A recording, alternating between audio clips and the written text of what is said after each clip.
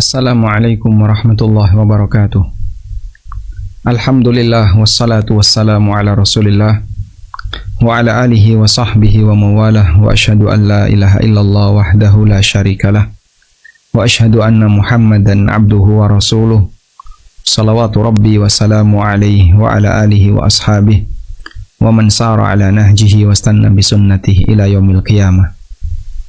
Alhamdulillah, puji syukur kita haturkan kehadirat Allah Subhanahu wa taala. Di kesempatan sore ini kembali kita belajar tentang fikih muamalah bersama Muslimah Academy, dan insyaallah nanti yang akan kita angkat adalah hukum jualan di trotoar atau jualan di pinggir jalan yang mungkin itu akan mengganggu sebagian pengguna jalan, atau berjualan di beberapa tempat bermain atau tempat-tempat kajian yang itu mungkin sedikit ganggu lalu lintas dari para pengguna tempat kajian. Baik, sekarang kita akan baca dengan mengacu pada buku Pasar Muslim dan Dunia Makelar. Kita mau baca tentang bagaimana hukum jualan di trotoar.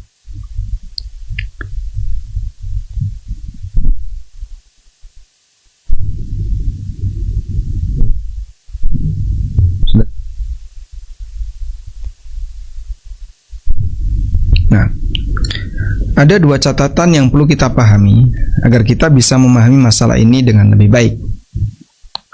Catatan yang pertama adalah berkaitan dengan tiga penggunaan untuk fasilitas umum yang perlu kita bedakan.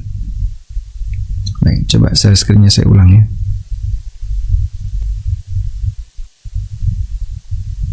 Zoom-nya. Zoom-nya nge-lag.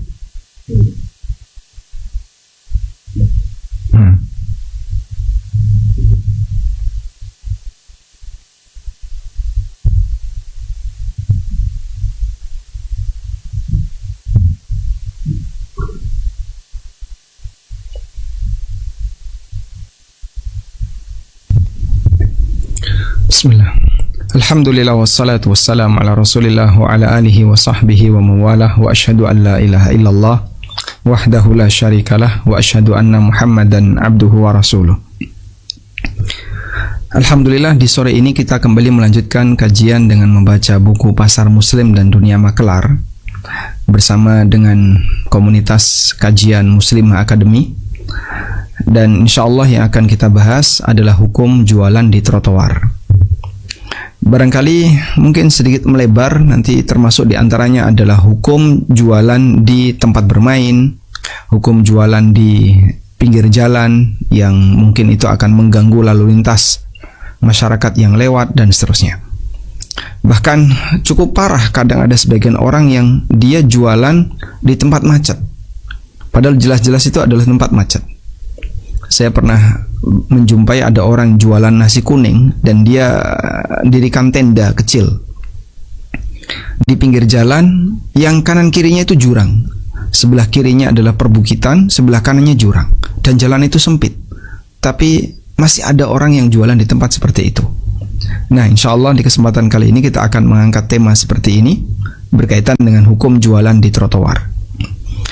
Sebelum kita bahas mengenai bagaimana hukum jualan di trotoar, ada dua catatan yang perlu kita pahami agar bisa memahami masalah ini lebih baik. Catatan yang pertama adalah ada tiga istilah yang perlu kita bedakan berkaitan dengan fasilitas umum.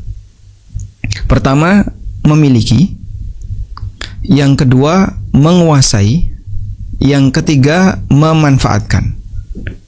Ini adalah tiga hal yang berbeda: memiliki, menguasai, dan memanfaatkan. Baik, sekarang kita lihat. Tidak semua yang kita miliki bisa kita kuasai, sebagaimana tidak semua yang kita kuasai kita miliki. Sebagai contoh, yang kita miliki tapi tidak kita kuasai adalah rumah kontrakan. Saat Anda menyewa sebuah rumah, saat Anda memiliki rumah itu kemudian Anda sewakan ke orang lain, Anda memiliki, tapi rumah itu sedang dikuasai oleh orang yang menyewa atau mengontrak rumah itu. Kalau rumah itu sudah Anda sewakan ke tempat orang lain, kemudian Anda datang ke situ, terus tidur di situ, menggunakan toiletnya dan seterusnya, tentu saja ini adalah sebuah pelanggaran. Karena yang Anda lakukan dalam hal ini, Anda sedang memanfaatkan sesuatu yang sedang dikuasai oleh orang lain tanpa izin yang bersangkutan. Sebaliknya, contoh barang yang kita kuasai namun tidak kita miliki adalah barang gadai yang kita bawa. Kita membawa barang gadai, barang itu kita kuasai, tapi siapa pemiliknya? Pemiliknya adalah orang yang menggadaikan, yang membawa utang. Maka di sana berbeda antara memiliki dengan menguasai. Nah, berkaitan dengan praktek jual beli, contohnya seperti ini. A, B, C. A adalah produsen, C adalah konsumen, end user, sedangkan B adalah seorang trader atau reseller. Baik, saat C mau beli barang ke B, dia nggak punya barang itu, dan dia bukan produsen sehingga tidak bisa melakukan akad istisna. Maka si trader atau reseller ini pesan ke A, dia pesan ke A, melakukan akad dengan A. Nah, saat dia pesan ke A, barang itu belum diproses, barang itu belum dibuat. Akadnya apa? Akad pesan untuk dibuatkan seperti ini. Ini namanya akad istisna. Pesan dibuatkan barang. Dan karena akad istisna, maka si B dibenarkan untuk membayar DP atau bahkan bayar tunai kepada si A. Karena posisi A dalam hal ini adalah seorang produsen dan bisa dilakukan akad istisna. Sehingga di sini boleh kita tulis boleh ada DP. Baik. Selanjutnya, akad apa antara C dengan B? Akad C dengan B adalah akad jual beli. Akad jual beli biasa. Karena B bukan produsen, maka syarat B boleh menjual, syarat B boleh menjual adalah satu, sudah memiliki, dan B terhitung sudah memiliki jika dia sudah beli dari A. Nah, ini ditandai dengan B sudah akad dengan A, dengan produsennya atau suppliernya. Ya, mungkin ini lebih tepatnya produsen aja biar enak. B sudah beli dengan A, sudah akad jual beli dengan A. Selanjutnya, yang kedua, syarat yang kedua adalah sudah menguasai. Kapan terhitung sudah menguasai? Terhitung sudah menguasai jika B sudah menerima barang yang dia jual. Baik, dari sinilah kita memahami bahwa antara memiliki dan menguasai itu dua hal yang berbeda. Sejak akad, ketika B sudah beli dari A, maka B sudah memiliki. Tapi B belum menguasai sampai barang itu dia terima. Dan Nabi SAW mensyaratkan, kalau orang mau menjual barang tertentu, maka dia tidak diperbolehkan sampai dia menerima barang itu. Sebagaimana yang beliau sabdakan, la tabi'u hatta taqbidah. Nabi SAW pernah mengatakan kepada sahabat Hakim bin Hizam, la tabi'hu hatta taqbidah. Janganlah kamu menjualnya sampai kau menerimanya. Baik. Selanjutnya, beralih kepada masalah tadi, jual beli di trotoar.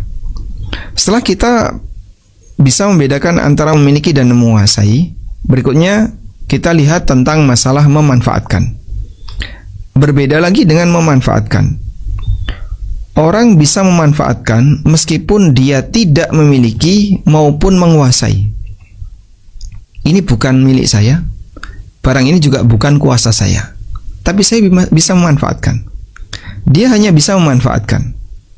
Sebagai contoh, fasilitas umum milik negara diatur oleh pemerintah dan digunakan untuk kemanfaatan rakyatnya, sehingga setiap orang berhak untuk memanfaatkannya. Setiap orang berhak untuk memanfaatkan fasilitas umum itu. Ibnu Qudamah menjelaskan, wa ma kana minasyawari' wat-turuqat war-rihab bainal imran falaysa li ahadin ihya'uhu sawa'un kana wasi'an aw dayyiqa. Jalanan umum, kemudian lorong atau lapangan-lapangan di tengah kota, falaysa li ahadin ihya'uhu, tidak berhak bagi siapapun untuk mengelolanya dengan cara ditanami. Jadi misalnya ada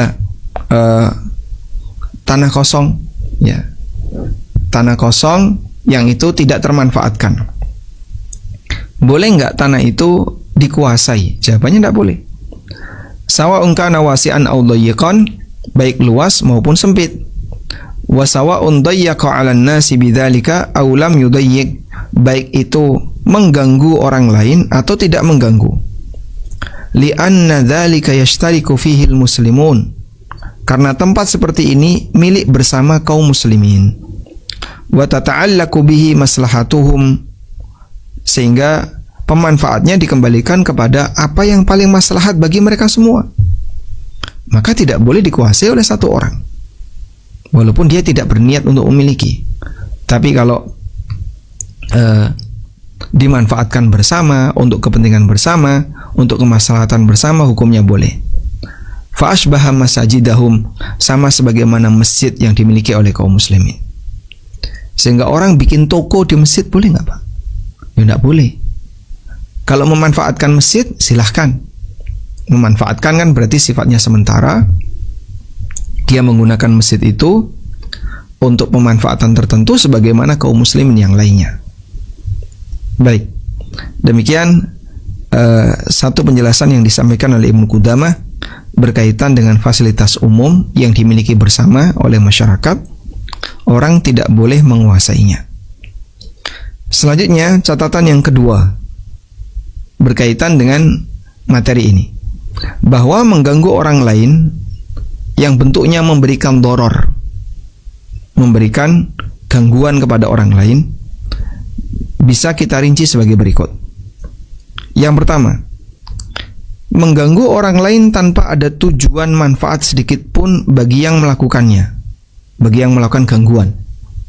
Sehingga kamu dapat manfaat apa dengan melakukan gangguan seperti ini? Tidak ada.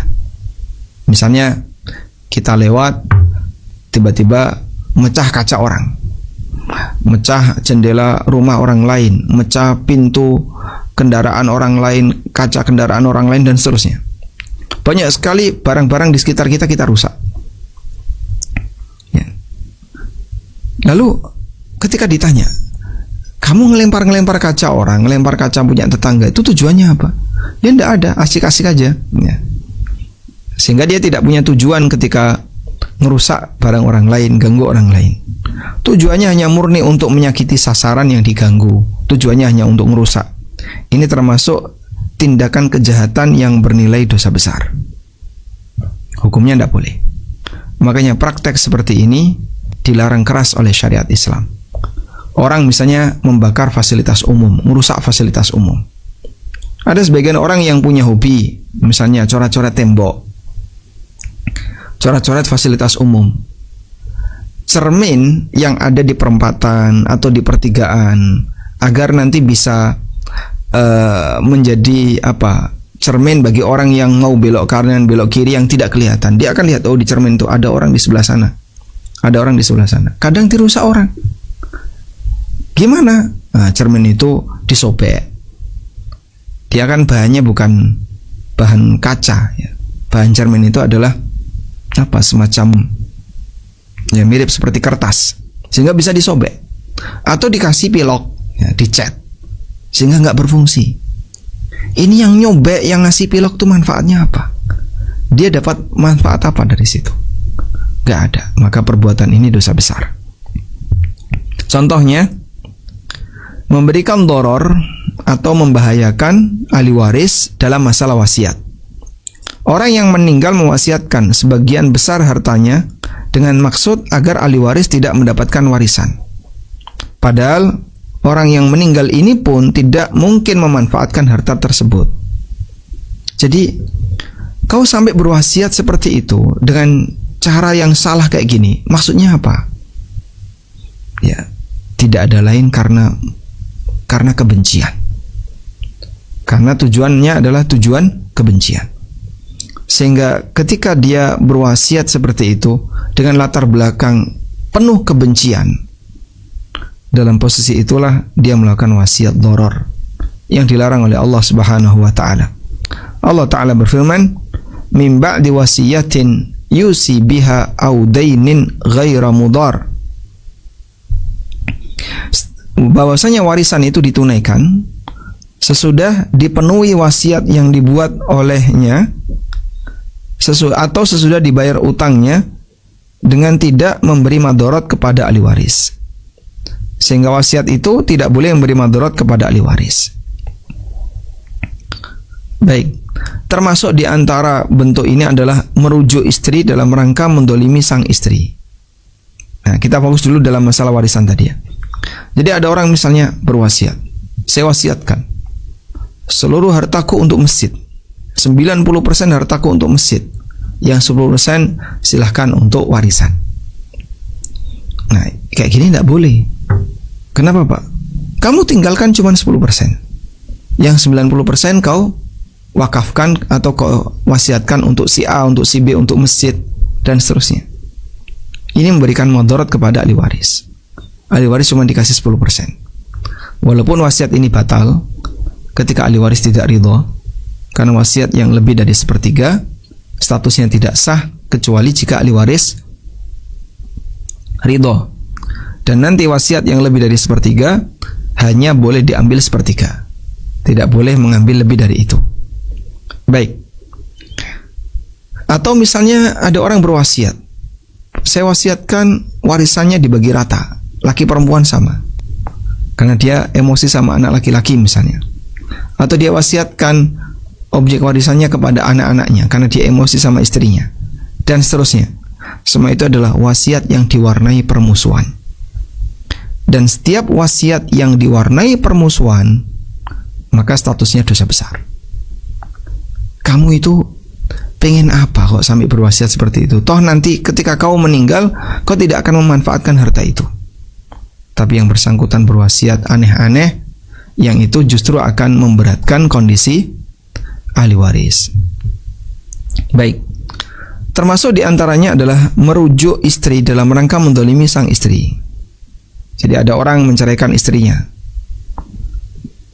Nah, kemudian ketika istrinya sudah mau mendekati selesainya masa iddah, dia rujuk.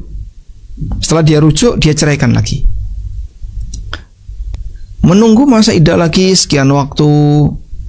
Kemudian ketika mau habis masa iddahnya, dia rujuk lagi. Lalu dia ceraikan lagi. Kalau dulu cerai tanpa batas, sehingga lelaki bisa menceraikan istrinya lebih dari 3 kali, dan tidak ada batas maksimal cerai. Islam memberikan batas. At-talaqu marratan fa imsakun bima'rufin aw tasrihum bi ihsan. Cerai yang bisa rujuk itu hanya 2 kali. Sudah? Setelah kau rujuk di cerai yang kedua, fa imsakun bima'ruf aw tasrihum bi ihsan.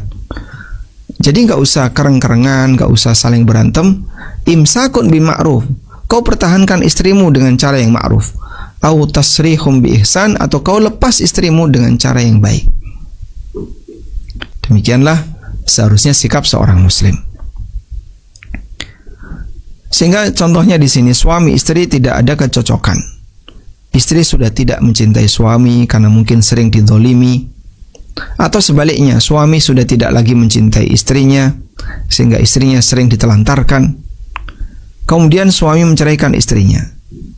Jika masa iddah selesai, istri berhak untuk menikah lagi dengan orang lain. Namun ketika mendekati habisnya masa iddah, sang suami merujuk istrinya dengan maksud agar istri tidak bisa menikah lagi dengan orang lain. Padahal setelah rujuk, suami tetap tidak mau mendekati istrinya. Yang kayak tadi ya. Lah terus tujuan kamu rujuk seperti ini ngapain? Ya, biar saya mau ngasih pelajaran buat istri saya. Tapi kau telah berbuat zalim sama dia. Kalau emang gak suka, kalian tidak bisa disatukan, udahlah lepasin aja. Oh, tapi enak sekali nanti kalau saya lepas, saya cerai, saya biarin, enak sekali. Dia nanti akan bisa dapat ini, dapat itu, dan seterusnya. Lah terus, yang diinginkan kamu apa? Sehingga ketika dicerai kok enak sekali, tidak boleh. Enak sekali dari sisi mana? Kau nanti dia bisa nikah lagi. Ya sudah, kalau emang kau nggak ridho dia nikah lagi dengan orang lain, pertahankan. Tapi kalau kau tidak ingin mempertahankan, ya sudah, berikan kebebasan pada dirinya. Dia mau nikah lagi dengan orang lain, bukan lagi istrimu. Nah, itu contohnya. Sehingga di sini cerai dan rujuk dijadikan sebagai alat untuk menyiksa wanita. Allah Ta'ala berfirman, "Wa idza talaqtumun nisaa fa balagna ajalahun fa'amsikuhunna bima'rufin aw sarrihuhunna bima'ruf." Apabila kalian sudah menceraikan para istri kalian, fa balagna ajalahun, lalu sudah mencapai masa iddah, fa'amsikuhunna bima'ruf, maka pilihannya ketika sudah mendekati selesainya masa iddah, fa'amsikuhunna bil ma'rufin, silakan dipertahankan jadi istri. Dipertahankan jadi istri maksudnya gimana? Rujuk. Bima'rufin, dengan cara yang sewajarnya. Artinya tidak ada niat untuk jahat, tidak ada niat untuk menelantarkan istrinya. Au sarrihuhunna bima'ruf, atau lepaskan dia dengan cara sewajarnya, dengan cara yang ma'ruf. Maksudnya, ya sudahlah, kalau emang nggak suka, nggak seneng, lepaskan saja, ceraikan saja. Nanti dia punya kebebasan untuk nikah lagi dengan lelaki yang lain. Wala tumsikuhunna diraran lita'tadu, dan janganlah kalian tumsikuhunna, menahan istri kalian, diraran, karena latar belakang ingin membahayakan istri. Menahan yang dimaksud adalah rujuk tadi. Rujuk setelah mendekati masa iddah selesai, rujuk, terus cerai lagi, masa iddah lagi. Wala tumsikuhunna diraran lita'tadu, janganlah kalian sengaja merujuk istri kalian diraran, dalam rangka untuk membahayakan sang istri, lita'tadu, agar kalian bisa menganiaya mereka, bisa menyakiti mereka. Dan ini tidak boleh. Selanjutnya yang kedua, memberikan dirar karena tujuan pribadi yang dibenarkan. Membahayakan orang lain, tapi ada tujuan pribadi yang dibenarkan. Contoh, si A menggunakan barangnya untuk tujuan pribadi, namun ternyata barang itu mengganggu si B, atau menghalangi si B untuk mendapatkan manfaat barangnya, yang menyebabkan si B dapat madarat dalam hal ini karena barangnya terhalangi. Ya. Sebagai contoh di sini ya, si A menyalakan mobilnya untuk dipanasi, namun menyebabkan si B terganggu. Bolehkah dalam hal ini B komplain? Dalam kasus ini ulama membaginya menjadi dua. Yang pertama, si A menggunakan barangnya di luar kondisi normal, ghairul mu'tad. Misalnya, menyalakan api di tanahnya sendiri di musim kering, ditinggal, ya, tidak ditungguin itu api, sehingga membakar harta tetangganya. Misalnya api itu terus kemana-mana sampai masuk ke kebun orang lain, membakar harta tetangganya. Dalam kondisi ini si A dihukumi merusak barang orang lain dan wajib ganti rugi. Karena kerusakan itu disebabkan karena dia, maka dia wajib ganti rugi. Atau meletakkan mobil di jalan yang sempit sehingga menghalangi kendaraan yang lain, dan ini cukup banyak. Ya, alasannya kan saya makan. Iya, kau makan halal, tapi caramu menaruh mobil sembarangan, nah ini ganggu orang lewat, ya, sehingga ada sebuah jalan kecil yang hanya cukup berpapasan dua mobil. Tiba-tiba ada orang yang mampir sebuah warung rombongan tuh, mungkin ada 5 atau berapa. Semuanya turun, masuk di warung, mobil itu tepat di depannya, dan karena nggak punya parkir, akhirnya di jalan. Itu sampai menimbulkan antri panjang.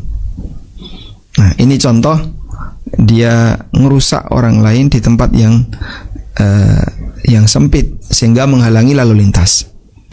Yang kedua, si A menggunakan barangnya sesuai standar, alal wajhil mu'tad. Contohnya, orang ternak ayam kampung yang terkadang buang kotoran di rumah tetangganya. Nah, itu gimana itu? Ya, namanya ayam kan nggak bisa di briefing, dikasih tahu. Tapi gimana lagi? Kalau cuma 1-2 dikurung kayaknya nggak mungkin. Maka dalam ini si A menggunakan barangnya sebagai standar. Kemudian contohnya adalah orang yang ternak ayam kampung yang terkadang buang kotoran di rumah tetangganya. Apakah dia harus dilarang dalam hal ini karena mengganggu tetangganya? Ulama berbeda pendapat dalam masalah ini. Bentuk mengganggu tetangga karena orang itu butuh, apakah dia harus dilarang? Ulama beda pendapat dalam masalah ini. Pendapat yang pertama adalah dia wajib dilarang karena mengganggu orang lain. Ini pendapat Imam Ahmad, Abu Malik dan yang lainnya. Imam Ahmad dan Imam Malik dan yang ulama yang lainnya. Baik. Jadi dia dilarang karena mengganggu orang lain. Yang kedua, dia tidak boleh dilarang karena dia menggunakan barang milik sendiri. Ini pendapat Abu Hanifah dan Asy-Syaukani. Ya. Jadi kalau misalnya orang ternak ayam di rumah tetangganya, ada dekat rumah tetangga yang itu mungkin akan bau. Secara uruf gimana ini? Bisa diterima atau tidak? Oh, enggak bisa, Pak. Seharusnya yang namanya ternak ayam ya di sawah, jauh dari pemukiman penduduk dan seterusnya. Wallahu a'lam. Baik. Nah, setelah kita mengawali ini, berarti nanti kita akan bisa melihat bagaimana hukum jual beli di trotoar. Kembali ke tadi ya. Jadi mengganggu itu ada dua. Ada mengganggu orang lain, di mana yang ganggu tidak mendapatkan manfaat apapun. Yang kedua, mengganggu orang lain, di mana yang mengganggu mendapatkan manfaat. Contoh, kita manasi mobil diesel, mungkin akan ada bau solar, dan itu kena ke tetangganya, atau suara mobil diesel yang agak berisik, kemudian ganggu suaranya ke tetangga.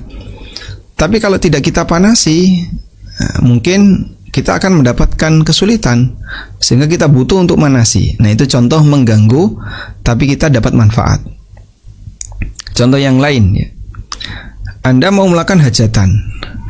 Mungkin di Jogja masih diizinkan untuk sampai buntu jalan.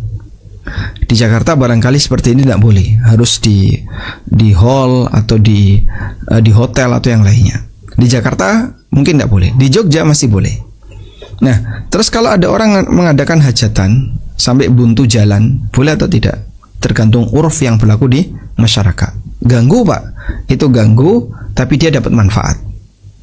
Dan yang seperti ini dibagi menjadi dua, antara yang ditoleransi dan yang tidak ditoleransi. Jadi, kita buat petanya ya. Mengganggu orang lain.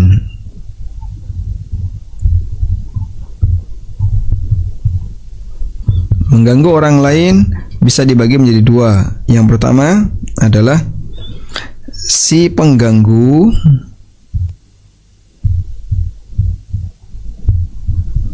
tidak punya manfaat saat ganggu. Jadi murni tujuannya ganggu. Yang seperti ini dosa besar karena mendolimi orang lain.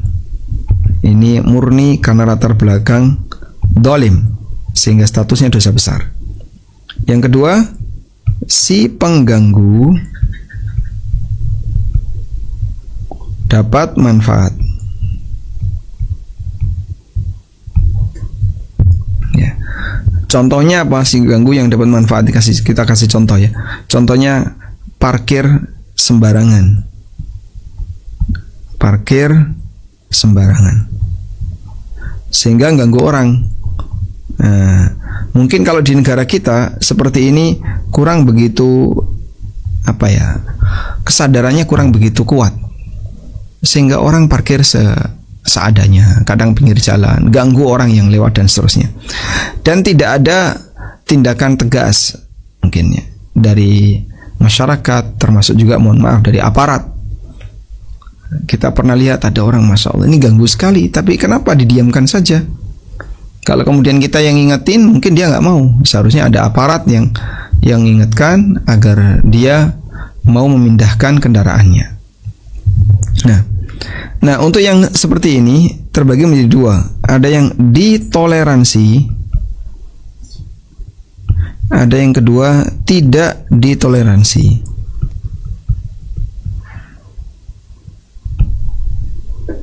Untuk yang ditoleransi, contohnya apa Pak yang ditoleransi? Misalnya gangguan itu ya normal, ini masih standar normal berdasarkan urf yang berlaku di masyarakat. Hukumnya diperbolehkan karena dia ditoleransi. Yang kedua tidak bisa ditoleransi. Ini keluar standar, keluar dari standar urf. Karena keluar dari standar urf, dia tidak ditoleransi dan keluar dari standar urf, maka hukumnya dilarang. Ya, misal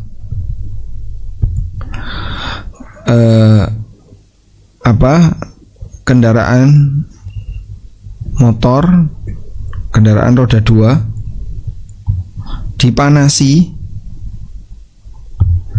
jam 00 misalnya, jam 12 malam dipanasi blayer karena ini besok mau dipakai setelah subuh.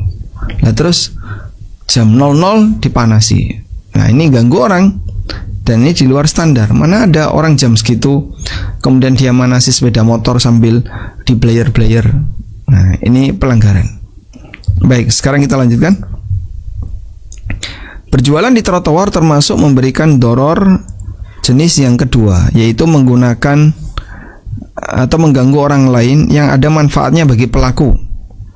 Dan para ulama menilai bahwa doror di sini masih dalam taraf alal wajhil mu'tad, yaitu selama masih normal, selama jalannya luas dan tidak sampai menghalangi para pengguna jalan yang lain, dalam arti gangguan yang diberikan masih bisa ditoleransi.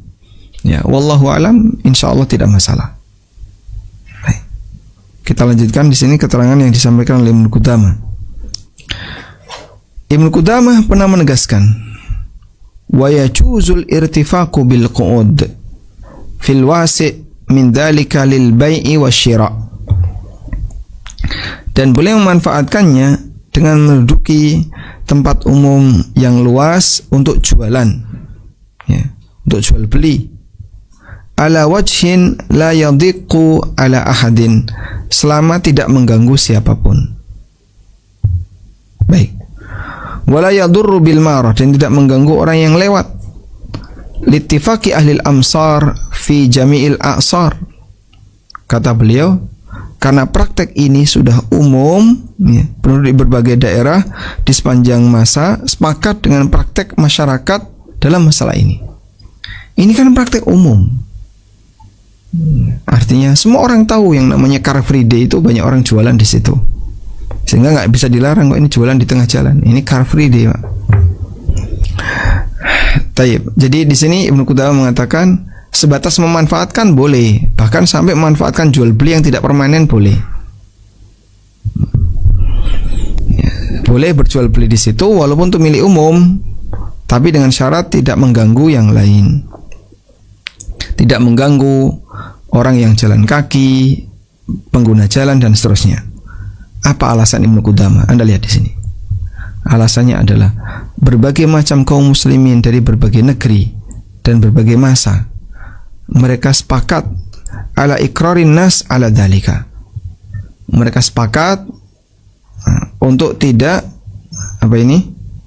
memaksa orang ala dalika melakukan itu. Min ghairi ingkarin, tanpa ada pengingkaran dari siapapun, li'annahu irtifaqun mubahin min ghairi idrarin, karena ini termasuk di antara irtifaq mubah. Ya. Penggunaan yang sifatnya mubah tanpa membahayakan orang lain, falam yumna minhu, sehingga tidak perlu dilarang. Kal ijtiyaz, sebagaimana orang lewat. Jadi kalau cuma jualan pinggir jalan kecil-kecilan, tidak ganggu orang pengguna jalan dan seterusnya, insya Allah seperti ini masih diizinkan selama tidak ada larangan dari pemerintah. Kalau larangan Pak, ya tidak boleh. Makanya sepi, sebab ini dilarang. Kalau nggak dilarang, nanti banyak orang yang nempel di situ untuk jualan. Wallahu alam. Baik, sehingga di sini beliau ingin menyampaikan tentang jualan di trotoar. Baik, hukum jual beli di trotoar. Yang pertama, dilarang memiliki atau menguasai, dilarang memiliki atau menguasai fasum, fasilitas umum, atau fasos, fasilitas sosial. Baik, yang kedua, dilarang bukan ini, dibolehkan memanfaatkan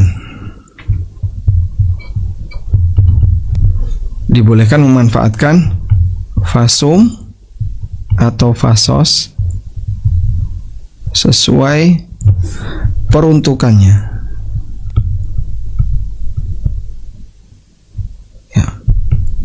Dibolehkan memanfaatkan fasum atau fasos sesuai dengan peruntukannya. Nah, dan ini tidak sama dengan menguasai. Ini tidak sama dengan menguasai, karena sebatas memanfaatkan. Wallahu alam. Jadi jika bentuk jual beli di trotoar itu sifatnya menguasai atau memiliki, tidak boleh. Tapi kalau sifatnya memanfaatkan saja, hukumnya boleh. Nah, Ibnu Qudamah beralasan bolehnya nomor 2 ini karena sudah menjadi budaya, sudah menjadi kebiasaan kaum muslimin.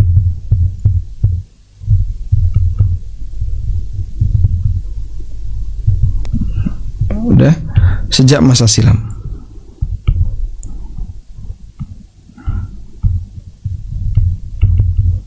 Baik. Dan tidak ada pengingkaran tanpa ada pengingkaran.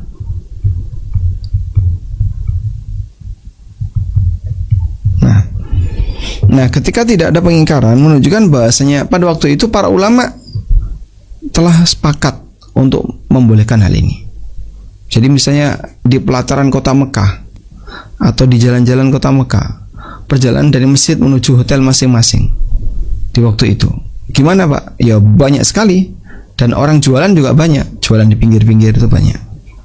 Wallahu alam. Baik, tanpa ada. Alhamdulillah.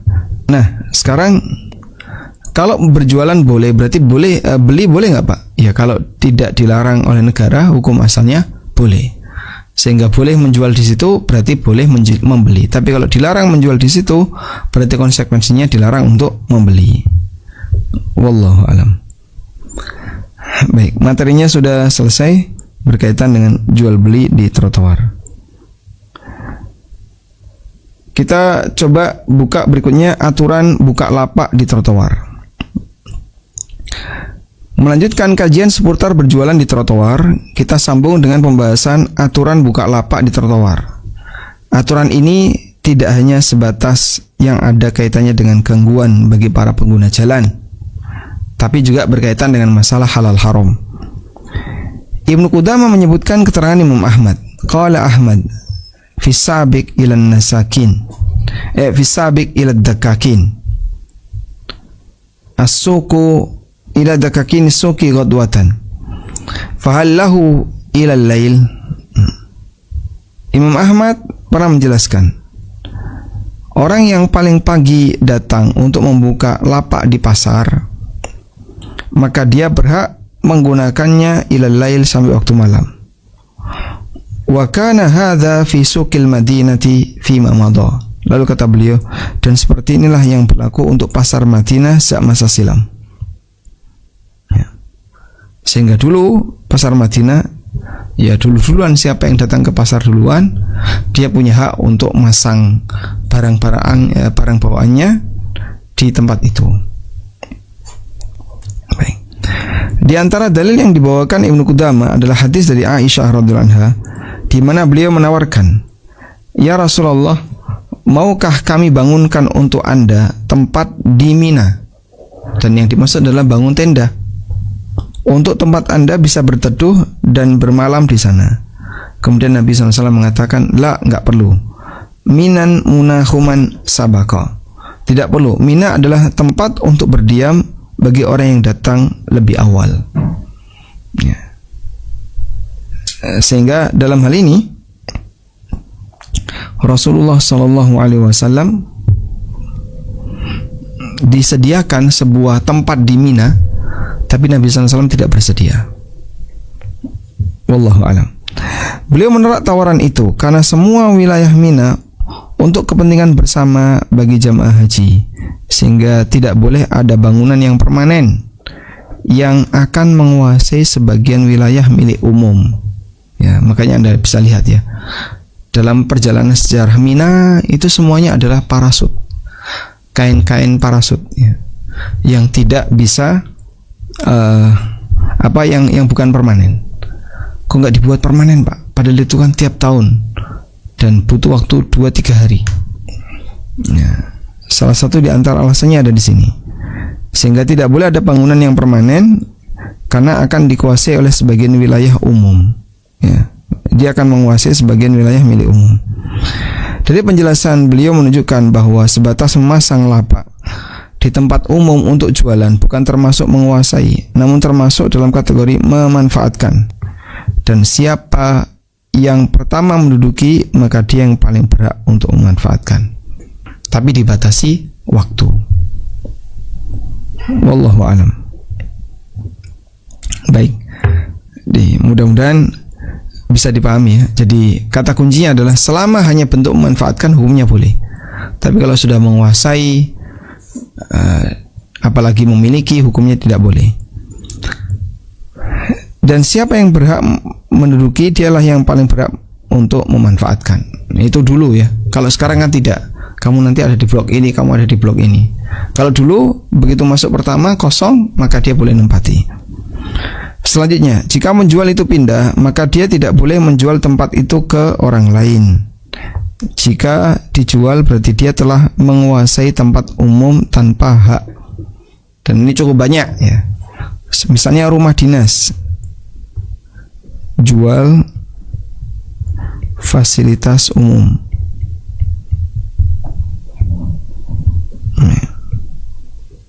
Berjualan fasilitas umum.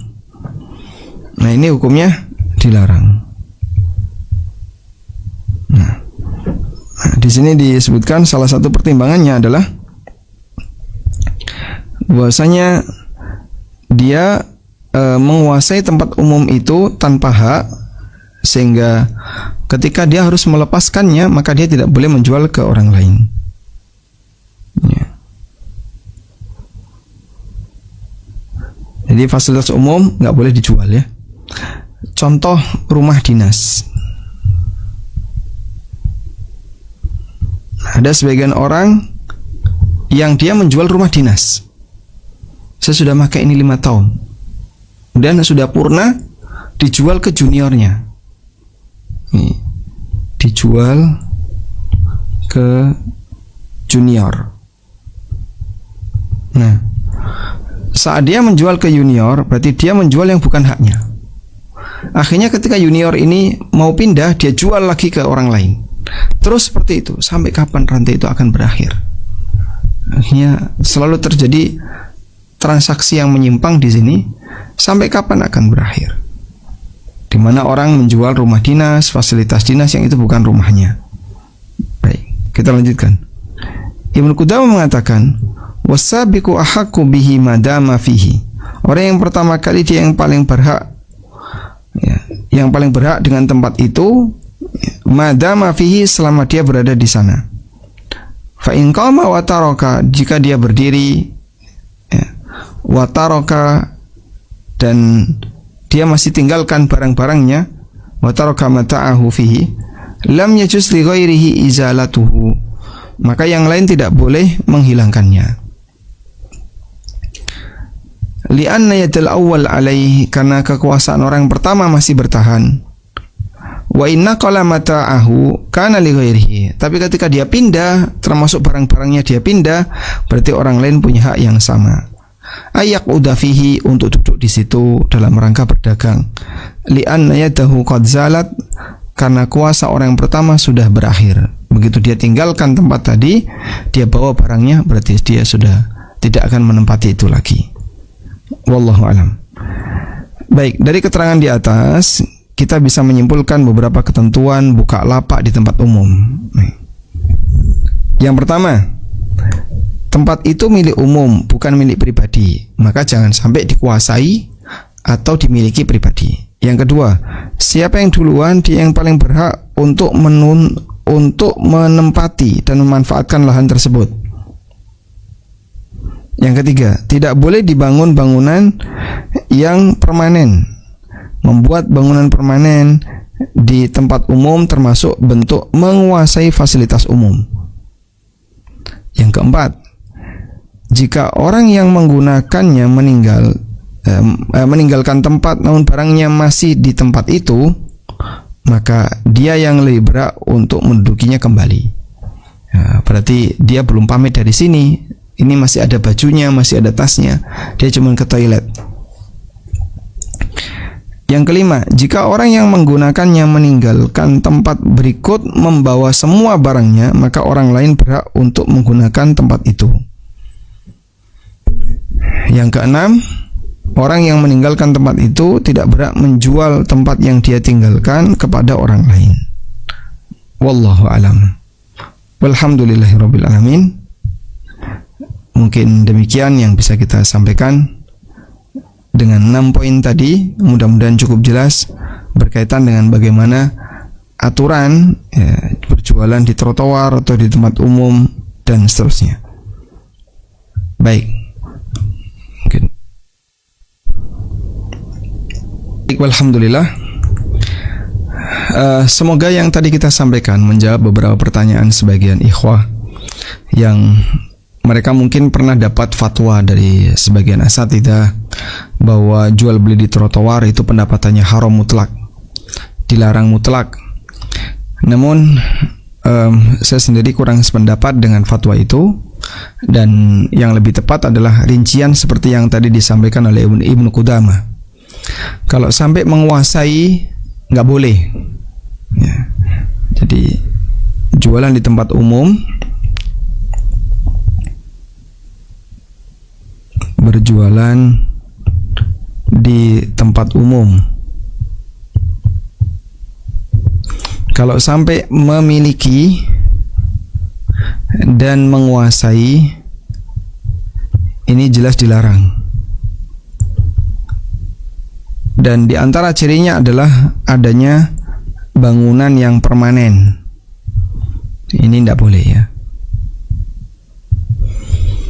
Standar permanen di masing-masing wilayah itu berbeda.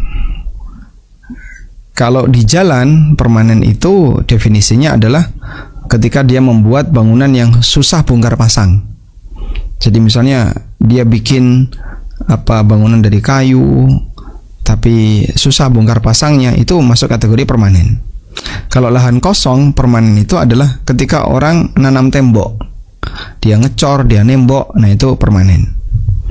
Yang kedua, sebatas memanfaatkan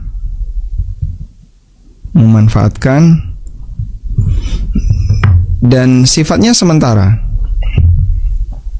Ya.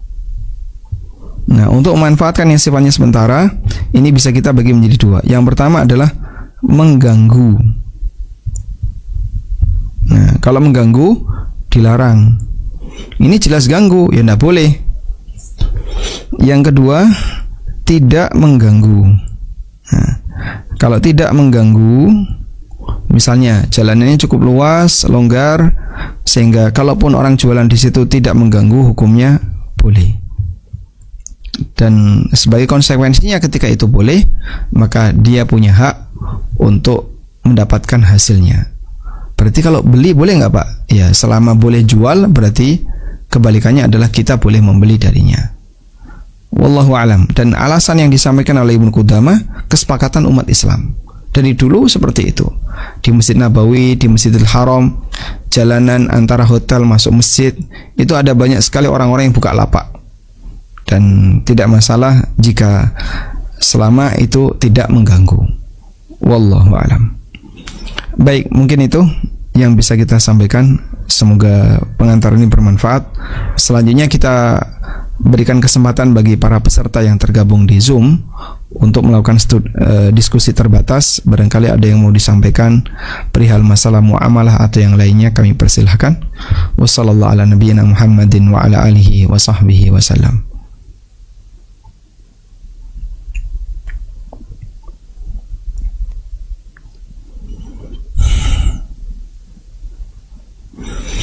Baik, karena tidak ada MC, maka insya Allah akan dibacakan oleh kru ANB. Tafadhal. Bismillah. Assalamualaikum Ustaz. Waalaikumsalam warahmatullah. Afwan bertanya mengenai yang Ustaz jelaskan sekarang. Gimana kita kalau umroh atau haji ada orang-orang jualan di trotoar? Berarti kita tidak boleh beli ya? Sebab kalau ketahuan oleh askar suka disita barangnya dan diusir mereka. Baik. Ya, ini jadi dilema yang terjadi di antara para jamaah haji dan umroh, yang mereka akan berhadapan dengan orang-orang yang menjual di trotoar, di perjalanan antara masjid dengan hotel, dan rata-rata memang barang-barang yang murah, barang-barang yang kualitasnya tingkat rendah. Boleh nggak kita beli di situ? Wallahu alam, selama itu dilarang oleh pihak negara, sehingga kalau ada askar baladiyah, karena polisi itu beragam di sana ya, ada polisi khusus yang ngurusi masjid, ketertiban masjid, ada polisi khusus untuk lalu lintas kendaraan bermotor, ada askar baladiyah. Askar baladiyah itu seragamnya hitam, kadang dia pakaiannya preman. Nah, askar baladiyah ini yang ngurusi ketertiban para pengguna jalan. Maka yang jualan secara liar tadi, mereka harus lari-lari untuk menghindar. Nah, karena itu dilarang, maka pada asalnya tidak boleh. Kalau tidak boleh, Anda jangan beli di situ. Kenapa Pak nggak boleh beli? Ta'awun 'alal itsmi wal 'udwan, tolong-menolong dalam tindakan maksiat. Dan cukup banyak beberapa misalnya kasus di mana para jamaah beli di situ. Kami sarankan sebaiknya tidak beli di situ. Anda bisa beli tempat yang lain yang mungkin secara harga juga tidak mahal, tapi mereka di posisi yang aman, tidak melakukan pelanggaran. Ada beberapa pasar yang bisa dikunjungi di kota Mekah.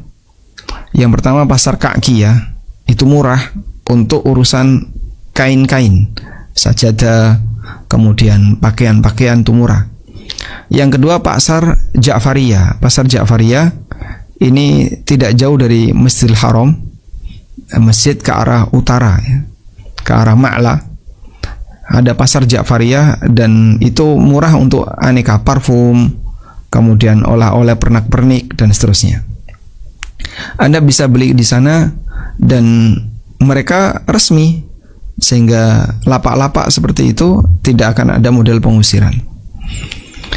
Lalu kalau di Madinah, barangkali Anda bisa beli di beberapa trade center, ada Taibah Trade Center yang itu juga terkenal cukup murah. Dan yang lebih kami sarankan adalah Anda bisa beli online di marketplace di Indonesia barang sampai sebelum Anda pulang, sehingga Anda tidak perlu memenuhi koper-koper Anda dengan aneka oleh-oleh, dengan aneka bagasi yang mungkin sebenarnya bisa Anda beli di Indonesia. Kayak kurma itu bisa Anda beli di Indonesia, kurang lebih harganya mirip, harganya sama. Wallahu a'lam. Berikutnya Ustaz. Assalamualaikum Ustaz. Waalaikumsalam. Barakallahu. Afwan Ustaz, berdasar kajian bahwa atas asas kebersamaan, trotoar dimanfaatkan pedagang untuk berjualan di event CFD, Car Free Day. Apakah ini memenuhi asas untuk kepentingan bersama Ustaz? Jazakallahu khairan. Barakallahu fikum. CFD, Car Free Day seperti ini termasuk di antara yang diizinkan oleh pemerintah, bahkan disediakan oleh pemerintah dengan rentang waktu tertentu dan lokasi tertentu, sehingga di wilayah ini mobil nggak boleh jalan, mobil nggak boleh lewat. Di wilayah ini khusus untuk orang berjualan, jalan-jalan, senam, dan aneka kegiatan masyarakat pada umumnya sesuai dengan kebijakan yang diterapkan oleh pemerintah. Terus bagaimana kita memanfaatkan fasilitas itu untuk jualan? Insya Allah tidak masalah, karena fasilitas itu sudah diizinkan oleh pemerintah bagi kita untuk berjualan di sana. Wallahu alam. Sehingga untuk CFD tidak masalah jika dipakai untuk berjualan. Berarti kalau boleh jualan, boleh juga untuk membeli di sana.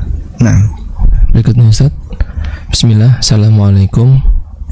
Afwan, mengenai yang Ustaz jelaskan sekarang, Ana mau bertanya, gimana kalau kita saat umroh? Tadi sudah. Oh, ya. Berikutnya. Afwan, Ustaz mau bertanya, trotoar di pinggir-pinggir jalan gang di depan rumah pribadi kita, apakah boleh kita tanami misal pohon mangga, kemudian jika berbuah, jadi hak siapa buahnya Ustaz? Trotoar di depan rumah, bolehkah dikasih tanaman? Trotoar dikasih tanaman, ganggu nggak itu?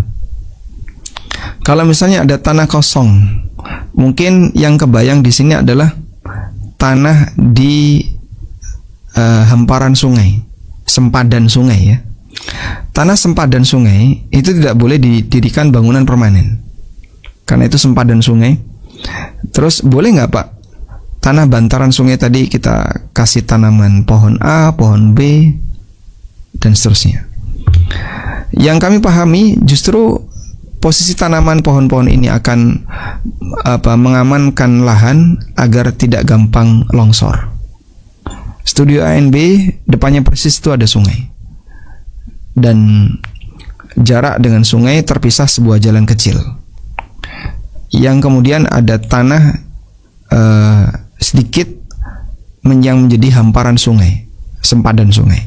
Nah, sempadan sungai ini kadang kita tanami dengan aneka pepohonan yang akarnya gampang menjalar kemana-mana, tapi pohon itu tidak berbuah. Tujuannya apa? Untuk pengamanan tanah biar tidak longsor.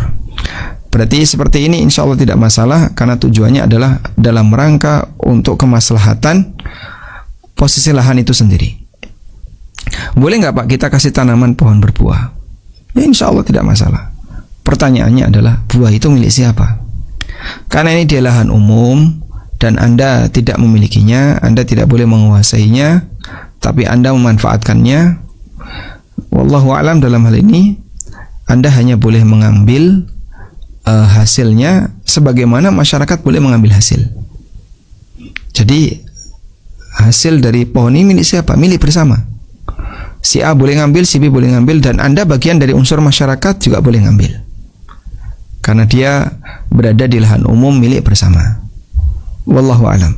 Kalau misalnya ada aturan khusus yang diterapkan oleh pemerintah, pemerintah membuat aturan pohon berbuah yang ada di jalan, maka perlakuan untuk buahnya adalah seperti ini, seperti ini. Kita ikuti sesuai dengan aturan pemerintah. Tapi kalau tidak ada, kembali kepada urf yang berlaku di masyarakat.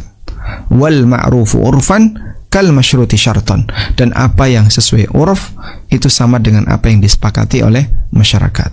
Wallahu a'lam. Berikutnya Ustaz. Kebiasaan di negara kita, kalau si P sudah jualan di trotoar A, maka seterusnya jadi tempat jualan si P. Kecuali si P libur, baru boleh dipakai orang lain. Bagaimana hukumnya, Ustaz? Nah, kayak gini termasuk di antara praktek boleh kita sebut menguasai atau semi menguasai. Makanya kaidah yang berlaku dalam syariat kita seperti keterangan Imam Ahmad tadi ya, seharusnya siapa yang duluan maka dia berhak untuk menggunakan. Seperti pasar ya. Di area yang boleh berjualan adalah dari titik ini sampai ini. Silahkan berjualan di situ. Nah, biasanya ketika orang sudah punya posisi tertentu di situ, maka seterusnya seperti itu. Besok lagi di situ, besok lagi di situ. Sampai kapan, Pak? Ya, sampai bosan. Ya enggak boleh kayak gitu. Walaupun dia datang telat, orang lain enggak berani untuk menempati karena sudah pernah ditempati oleh si A misalnya. Sudah pernah ditempati oleh si P. Orang lain mau menempati, oh enggak boleh, Pak. Nanti kalau si P datang, dia berhak untuk ngusir. Nah, yang kayak gini enggak boleh. Kaidah yang diterapkan oleh Ibnu Qudamah adalah bahwa posisi dari tempat umum tadi itu seperti masjid. Kalau seperti masjid, berarti siapa yang duluan dia paling berhak dapat shaf pertama. Si A biasa berada di depan mimbar, shaf pertama. Berkali-kali dia selalu pasang sajadah di shaf pertama di depan mimbar. Sampai akhirnya suatu ketika si A ini telat, sehingga yang di depan mimbar diduduki oleh si B. Tiba-tiba si A datang. Si A datang sebelum iqamat. Kok ada B di situ? Boleh nggak A mengusir B? Ini tempatku, biasanya aku di sini. Boleh atau tidak? Kita sepakat, tidak boleh. Loh, kenapa Pak tidak boleh? Ya namanya masjid, siapa yang duluan menempati, dia berhak sampai dia pergi. Nah, terus kalau misalnya itu sudah biasa ditempati oleh si A, si B, ya tidak boleh. Tunggu sampai orang yang menempati tadi pergi, baru boleh. Kecuali ada kondisional. Kondisional misalnya ini khusus untuk yang membawa kursi roda. Ya, mungkin Anda pernah lihat di Masjidil Haram atau Masjid Nabawi itu ada khusus ruangan untuk kursi roda. Ruangan itu kosong kalau nggak ada penggunanya. Saya pernah mau sholat di situ, diusir, tidak boleh. Ini khusus untuk kursi roda, ada gambarnya, kursi roda. Ya mungkin bahasa kita kayak toilet khusus disabilitas, parkir khusus penyandang disabilitas. Ada tulisannya dan sudah ada gambarnya. Kok orang lain parkir di situ padahal tidak ada penyandang disabilitas, ya dilarang, itu pelanggaran. Baik. Di beberapa negara seperti ini cukup tertib. Di Indonesia kayak gini nggak tertib. Mungkin Anda bisa bandingkan negara kita dengan negara yang lain yang tidak jauh dari kita. Misalnya Malaysia, atau Singapura, atau Filipina, atau Thailand, atau yang lainnya. Apakah ketertiban seperti ini dijaga? Mereka jaga. Sehingga ngerokok hanya boleh di ruangan ini. Itu mereka nggak berani ngerokok kecuali di ruangan itu. Mau ngerokok ya dinyalain di ruangan itu, habis baru keluar. Masya Allah. Tapi kalau di negara kita, surganya para perokok. Mau ngerokok sambil berkendara, boleh. Mau ngerokok sambil nyetir, silahkan. Bahkan mau ngerokok sambil buang air, boleh. Subhanallah. Orang punya kebebasan yang luar biasa untuk ngerokok. Dan itu sangat ganggu orang lain. Makanya mungkin perlu kita perhatikan ya berkaitan dengan masalah adab dan ketertiban, bahwa jika di tempat itu sudah ada aturan dari pemerintah, maka ikuti aturan yang berlaku. Wallahu alam. Berikutnya Ustaz. Assalamualaikum. Aku izin bertanya Ustaz. Kalau berjualan di trotoar tidak permanen, tapi disuruh bayar tiap bulan pada pemilik rumah yang berada di belakang trotoar tersebut, bagaimana hukumnya Ustaz? Wallahu alam. Kalau disuruh bayar ke pemilik rumah yang ada di belakang trotoar, mungkin pertimbangannya adalah karena Anda ganggu area depan rumahnya. Seharusnya depan rumah saya itu kosong, sehingga tamu mau datang bebas, tamu mau lewat bebas, orang bebas akses. Karena Anda jualan di situ, akibatnya rumah orang ini depannya nggak kelihatan, ketutup dengan tenda Anda, misalnya ya, atau tenda orang yang menjual itu.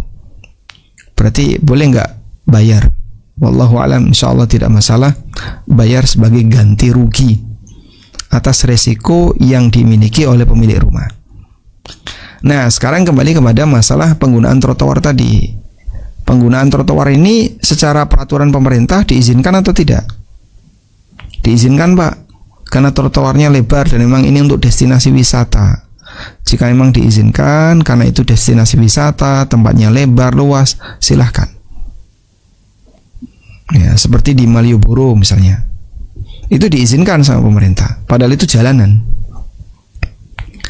Sehingga orang ketika di Malioboro, dia melewati satu lorong jalan, isinya kanan kiri orang jualan, lapak-lapak kecil itu. Itu boleh nggak, Pak? Ya, pemerintah sudah mengizinkan dan mereka tidak melarang. Insya Allah tidak masalah. Wallahu alam. Kecuali kalau pemerintah melarang, ini nggak boleh. Ya, jualan di sini dilarang. Maka karena dilarang, berarti pemanfaatannya jangan untuk jualan. Pemanfaatannya adalah untuk pejalan kaki. Di sebagian area di kota nggak boleh jualan di situ. Sudah ada pertanda, sudah dikasih peringatan, nggak boleh jualan di sini. Nekat jualan di situ, Anda jangan beli. Wallahu alam. Berikutnya, Ustaz. Bismillah, bagaimana hukum menggunakan trotoar dan belum izin kepada yang berkepentingan atas lahan tersebut? Namun sampai saat ini usahanya masih berjalan, Ustaz. Kondisi lapak tersebut menggunakan motor yang terkadang berpindah-pindah di beberapa titik lokasi yang strategis. Jazakallahu khairan. Baik, jika demikian yang dilakukan oleh yang bersangkutan, setahu saya insya Allah lebih ringan, karena motor di sini kan beliau berada di atas motor, jualan misalnya bubur atau nasi kebuli atau apa, dan parkir yang memungkinkan bagi beliau untuk bergerak. Apakah parkir di situ boleh sehingga tidak ganggu orang? Kalau boleh dan tidak ganggu orang, insya Allah tidak masalah. Tapi kalau ini ganggu, Pak, di sini parkir aja nggak boleh. Bapak berhenti, ini ganggu orang yang lewat. Maka sebaiknya dia cari tempat yang lain. Wallahu a'lam. Berikutnya, Ustaz. Assalamualaikum, Ustaz. Barakallahu fikum. Afwan, ana izin ada titipan pertanyaan. Jika surat pertanggungjawaban Fulana sebagai seorang pegawai pemerintahan dipermak oleh Fulan, sehingga biaya penginapan yang seharusnya hanya 2 hari menjadi 10 hari, sehingga Fulana mendapatkan tambahan penghasilan yang bukan haknya. Bagaimana cara membersihkan harta tersebut, Ustaz? Apakah cukup dengan memberikan harta tersebut kepada orang-orang miskin? Bagaimana jika diberikan kepada orang-orang yang berhak tapi berada di daerah lain, Ustaz? Surat pertanggungjawaban Fulana sebagai seorang pegawai pemerintah dipermak oleh Fulan, oleh temannya, sehingga di mark up yang seharusnya 2 hari jadi 10 hari. Padahal yang dipakai cuma 2 hari, sementara dana yang turun untuk 10 hari, sehingga Fulana mendapatkan tambahan penghasilan yang bukan haknya. Bagaimana cara membersihkannya? Dia kembalikan ke negara, karena Anda statusnya sebagai pegawai pemerintah. Lewat rekening apa, Pak, kembali ke negara itu, Pak? Kita kan tidak tahu rekeningnya apa untuk kembali ke negara. Jika tidak bisa dikembalikan dalam bentuk uang tunai, maka kembalikan dalam bentuk perbaikan fasilitas umum, karena fasilitas umum itu menjadi tanggung jawab negara. Misalnya ada konblok yang butuh biaya, baik Anda bayar untuk itu, atau fasilitas umum yang lainnya. Wallahu alam, itu mungkin yang bisa jadi solusi. Atau Anda berikan fakir miskin yang mereka butuh sentuhan dari negara, butuh bantuan dari negara, tapi dia nggak pernah dikasih oleh negara. maka anggap saja ini adalah uang negara yang harusnya kembali ke negara, tapi diserahkan kepada orang fakir miskin yang belum mendapatkan bantuan dari negara. Wallahu alam. Begitu Ustaz. Bismillah. Assalamualaikum Ustaz. Waalaikumsalam warahmatullahi. Tentang rumah dinas yang pendahulunya telah melakukan renovasi dan dia meminta penggantian biaya renovasi yang kita keluarkan pada penerusnya. Yang dia keluarkan, kemudian penerusnya suruh bayar. Pertanyaannya, renovasi itu siapa yang menikmati? Ya kan dia sendiri yang menikmati. Sehingga saat dia menempati rumah itu, terus dia renovasi, berubah jadi ini, berubah jadi ini, terus dia menikmati. Udah? Setelah dia selesai masa tugas, dia purna, dia tinggalkan rumah itu, ditempati oleh orang lain, karyawan pengganti, suruh bayar. Alasannya, karena dulu saya bayar untuk renovasi. Loh, Anda renovasi kan kepentingan Anda sendiri. Ya sama seperti orang jajan, walaupun nanti ada bekasnya, tapi bekas itu bukan atas permintaan orang lain, atas keinginan Anda sendiri, dan Anda sudah memanfaatkannya. Maka aneh kalau kemudian dia minta uang renovasi, terus dia yang merenovasi itu yang nyuruh siapa? Kan tidak ada. Yang kedua, apakah dia sudah mendapatkan manfaat dari renovasi itu? Sudah. Ya, ngapain dia minta ganti rugi dari orang lain?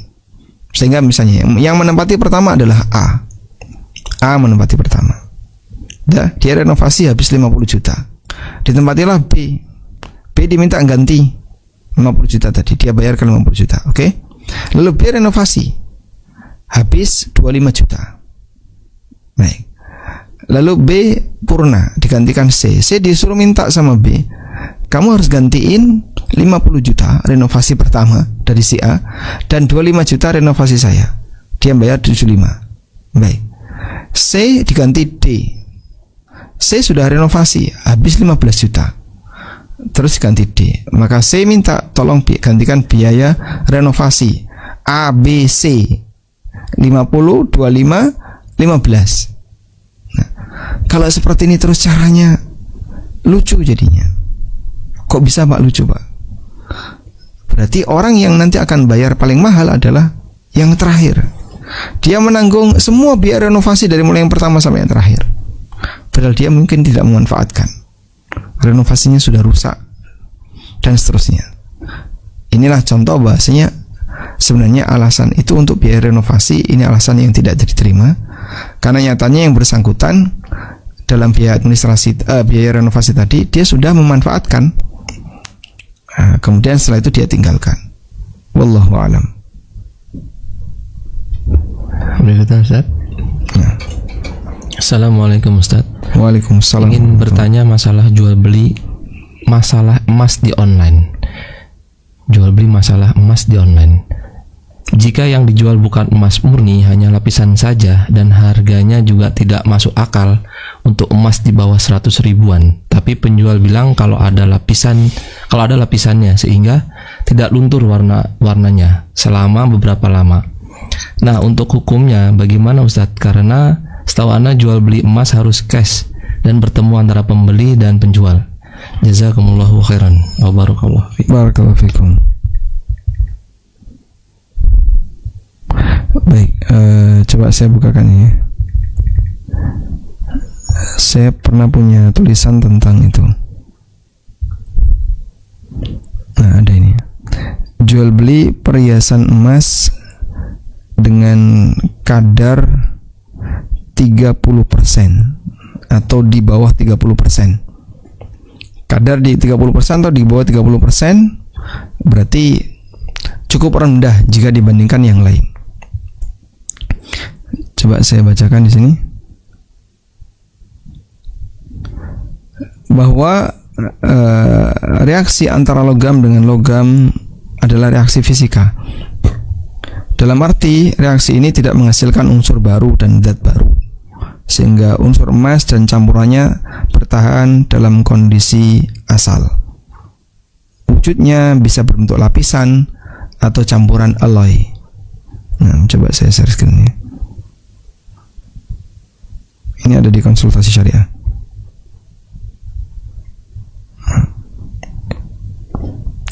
Nah, di sini ada keterangan yang disampaikan oleh Al-Hafidz Ibnu Hajar di Fathul Bari ketika membahas wadah yang terbuat dari tembaga atau besi yang dilapisi emas atau perak. Apakah wadah itu dihukumi sebagai wadah emas karena cuma dilapisi emas, padahal bahan utamanya perak?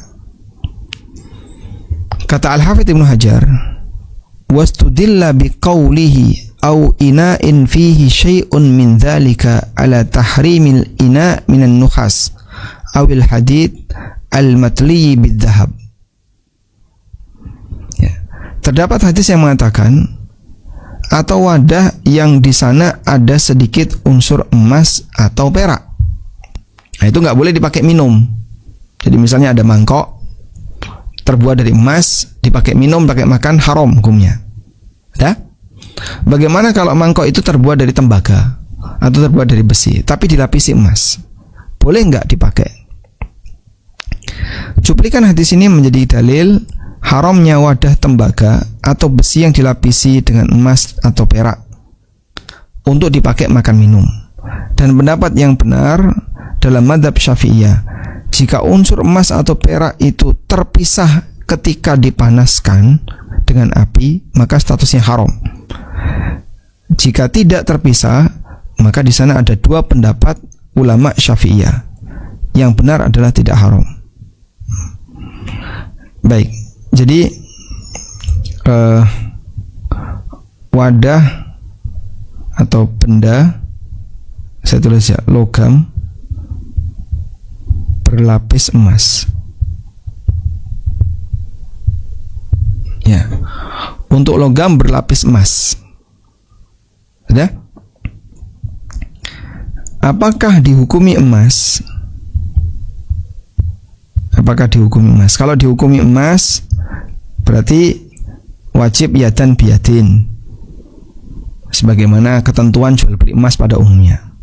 Apakah dihukumi emas? Kalau dalam mazhab Syafi'iyah, di situ ada acuan jika saat dipanaskan, emas berpindah, emas bisa terpisah, ya.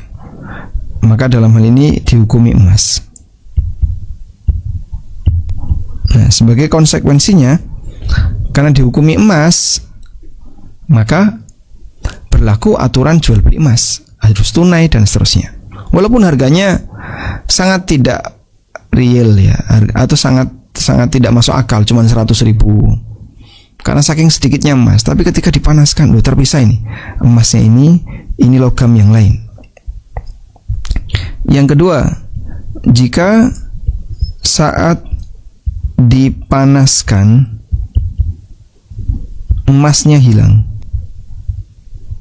emas hilang, jadi waktu dipanaskan emasnya mana? Tidak ada, hilang. Maka seperti ini tidak dihukumi emas. Karena tidak dihukumi emas, maka tidak berlaku hukum emas, sehingga boleh dijual belikan tidak tunai. Kenapa boleh tidak tunai? Ya, karena dianggap emasnya nggak ada, sehingga dia tidak lagi dihukumi sebagai emas. Jadi saat dipanaskan, oh, mana emasnya? Ini tinggal tembaga semua ini. Nah, seperti itu, jadinya emasnya dianggap tidak ada. Wallahu alam. Mungkin ini sebagai batasannya, mudah-mudahan bisa diterima. Nah.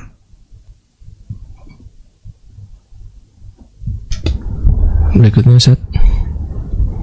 Nah, bismillah, izin bertanya Ustaz. Saya pernah dapat info kalau area parkir depan toko itu milik pemerintah. Bolehkah kita melarang orang berjualan di depan toko kita? Itu karena kita mau mengutamakan untuk parkir konsumen kita, Ustaz. Jazakallahu khairan.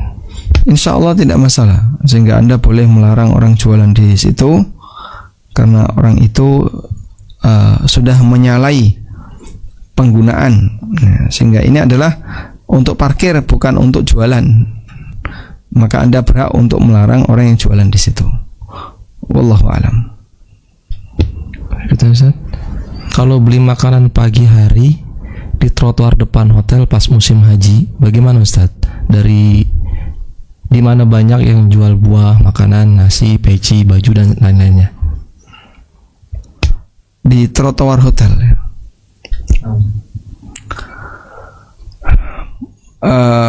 Mungkin beda hukumnya antara trotoar hotel dengan trotoar jalan umum. Kalau trotoar hotel berarti mungkin dia masuk ke hotel, masuk ke pelatarannya, ada di depan wilayah hotel, tapi tidak sampai ke jalan umum. Kalau kayak gini berarti kembali kepada kerelaan yang punya hotel. Kalau yang punya hotel merasa adalah biarkan saja, walaupun mereka tidak pernah izin, diizinkan, didiamkan, insya Allah tidak masalah. Tapi kalau yang bersangkutan tidak ridho, ya maka yang jualan di situ ya tidak boleh, karena dia melakukan sesuatu yang tidak diridhoi oleh pemiliknya. Wallahu a'lam. Dan kebalikannya adalah kalau boleh jualan maka boleh beli. Di trotoar hotel itu biasanya ibu-ibu TKW, mereka masak masakan Indonesia lalu dijual ya, dalam bentuk sudah terbungkus rapi, 10 real, 5 real. Nah itu boleh nggak Pak? Kalau di hotel insya Allah tidak masalah. Intinya dalam hal ini sepanjang dia bukan termasuk di antara yang dilarang oleh pemerintah, hukumnya boleh. Wallahu a'lam. Berikutnya Ustaz. Wafaqakumullah Ustaz. Afan, ana ada titipan pertanyaan lagi Ustaz. Si A memesan nasi kotak untuk seluruh pegawai yang berada di ruangan. Di ruangan kerjaannya, di ruangan kerja dengannya. Namun untuk nota pertanggungjawabannya sebenarnya alokasi biaya nasi kotak tersebut diperuntukkan untuk pegawai yang ikut rapat. Jika si B yang seruangan kerja dengan si A mengambil nasi kotak tersebut, padahal si B tidak masuk ke dalam ruangan untuk rapat karena sempit, hanya menyimak sebentar dari luar agar status nasi tersebut menjadi halal. Bagaimana hukumnya Ustaz? Dan jika harus terlanjur dimakan, bagaimana ya Ustaz? Jazakumullahu khairan Ustaz. Barakallahu fikum. Masya Allah, barakallahu fikum. Jika ini adalah perusahaan swasta, mungkin lebih longgar. Tinggal Anda tanya saja kepada HRD ya, mungkin yang ngurusi ini bagian apa, HRD atau apa, atau manajer. Pak, saya tadi melakukan kesalahan seperti ini. Nah, nanti dia akan minta izin kepada yang lebih tinggi. Kalau kemudian dinyatakan ridho, tidak masalah, bebas. Tapi kalau tidak boleh, ya ini khusus untuk yang rapat. Ya berarti yang nggak rapat jangan ikut ngambil, karena itu khusus untuk yang rapat. Wallahu a'lam. Begitu Ustaz. Pohon tanaman hias di halaman kita rantingnya sampai ke jalan umum. Ini bagaimana hukumnya Ustaz? Kalau ganggu para pengguna jalan, ya Anda harus menebangnya, merapikan ranting-rantingnya. Kalau tidak ganggu, karena jalannya masih luas dan jarak pohon itu dengan jalan masih cukup jauh, insya Allah boleh bertahan. Intinya itu ganggu atau tidak. Nah, terakhir Ustaz. Assalamualaikum Ustaz. Waalaikumsalam warahmatullahi. Bagaimana hukum program cicil emas yang banyak diselenggarakan oleh bank-bank syariah di Indonesia? Syukran Ustaz. Masya Allah. Baik. Masya Allah.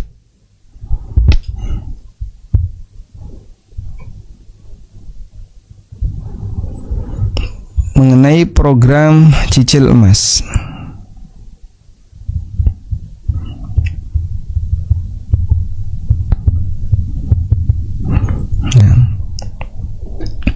ada beberapa kemungkinan skema akad. Kemungkinan yang pertama adalah uang disetorkan ya, untuk dapat emas virtual.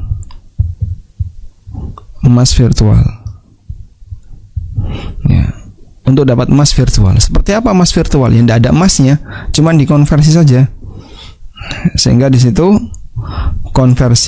dilakukan konversi antara IDR ke emas tapi virtual. Jadi misalnya 5 juta dikonversi jadi 2,5 gram. Nanti dia 10 juta dikonversi jadi berapa? Misalnya 5 gram kalau sekarang masih 2 juta ya. Nah, seperti ini cuma dikonversi, tapi ini fisiknya tidak ada. Fisik tidak ada. Sehingga cuma konversi saja. Yang kedua, uang. Nah, untuk yang pertama ini berkaitan dengan hukumnya, ini dilarang. Karena ini jelas riba nasi'ah. Jelas statusnya adalah riba nasi'ah. Nah, hukumnya nggak boleh ya. Yang kedua, uang disetorkan ya, kemudian dapat emas asli. Uang disetorkan dapat emas asli. Lalu emas itu disimpan. Lalu emas disimpan. Nah, jadi pada posisi ini pihak bank betul-betul dia punya emas asli. Beli sekian gram bisa ditunjukkan. Lalu emasnya disimpan di bank. Oke. Nah, setelah emasnya disimpan di bank, jika terjadi kenaikan diambil. Nah, nanti akan terjadi kenaikan keuntungan. Dah? Terus ini dijual nanti kalau udah naik. Baik, insya Allah untuk yang seperti ini hukumnya boleh, dengan syarat ada emas asli. Yang pertama adalah ada emas asli. Yang kedua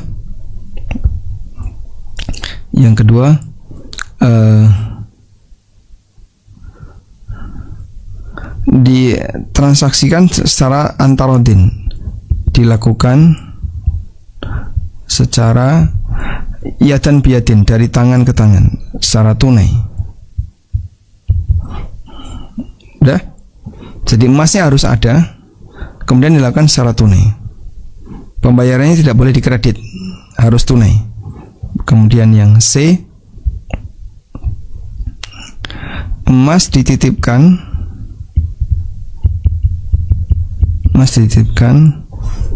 ya,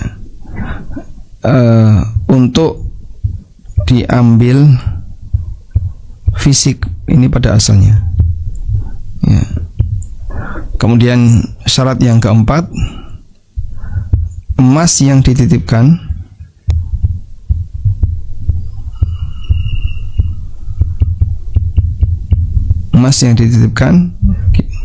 di sini tidak boleh untuk melayani konsumen lain.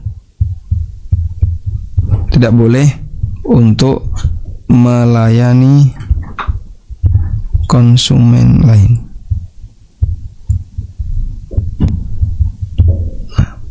Jadi misalnya saya beli emas dapat 5 gram, tak titipkan. Si B datang beli emas 5 gram juga, dikasihkan emas saya. Nah, ini tidak boleh. Sehingga tidak boleh emas yang dititipkan digunakan untuk melayani konsumen yang lain. Dan sebagian dari perbankan menggunakan metode itu. Maka mereka tidak sedia fisik emas dalam bentuk banyak. Mereka hanya sedia beberapa saja. Misalnya 5 gram sekian lembar, 2 gram sekian piece, 1 gram sekian piece. Nah, terus dilayani sesuai itu. Setelah dilayani dititipkan dipakai untuk melayani orang lain. Nah, ini tidak boleh. Karena nanti jadinya dia tidak amanah dalam menjaga barang titipan. Yang kedua, dia tidak boleh menjual barang yang bukan miliknya. Ini sudah jadi milik orang lain, tapi tetap dia jual. Wallahu alam. Baik, mungkin itu yang bisa kita sampaikan. Semoga apa yang kita bahas ini bermanfaat. Wassallallahu ala nabiyyina Muhammadin wa ala alihi wa sahbihi wasallam. Wa akhiru da'wana alhamdulillahi rabbil alamin. Subhanakallahumma wa bihamdika asyhadu an la ilaha illa anta astaghfiruka wa atubu ilaik. Wassalamualaikum warahmatullahi wabarakatuh.